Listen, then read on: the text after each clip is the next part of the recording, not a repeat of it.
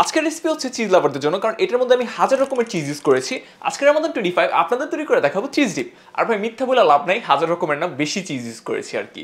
রোজার মধ্যে বেশি কথা বলা যাবে না। যাক, প্রথমে বাটার নিয়ে নিচ্ছি, তারপর আমি স্পিনাচ নিয়ে নিচ্ছি, না এটা পালং শাক হবে আর কি। আবার দেখেন বাংলা যদি এখন বলি ক্রিম পনির নিছি, কেমন লাগে? আচ্ছা, ক্রিম চিজ, তারপর টক দই পর্যাপ্ত পরিমাণ, কয়েক চামচ আর কি। তারপর এটাকে একটু ভালোভাবে মিক্স করি। আর শুধু তরমুজ ইউজ করি না, যে কোনো ভেজিটেবল ইউজ করতে পারেন।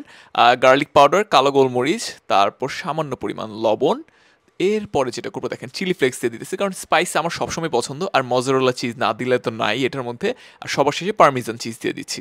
আর দেখেন একটু ভালোভাবে মিক্স করে নিতেছি। দেখেন যখন কনসিস্টেন্সিটা দেখেন সুন্দর হয়ে আসবে, দেখেন এমন এই যে টাইট টাইট আর কি, হালকা মজারেলা দিয়ে আমি বেক করতে দিয়ে দিব। আর আপনারা চাইলে মাইক্রোওয়েভ করতে পারেন। আর যদি না থাকে বাসায়, সামান্য পারমিজান ছিটা দিবেন মজারেলা না দিয়ে। বাসায় ট্রাই করে অবশ্যই জানাবেন কেমন হয়েছে।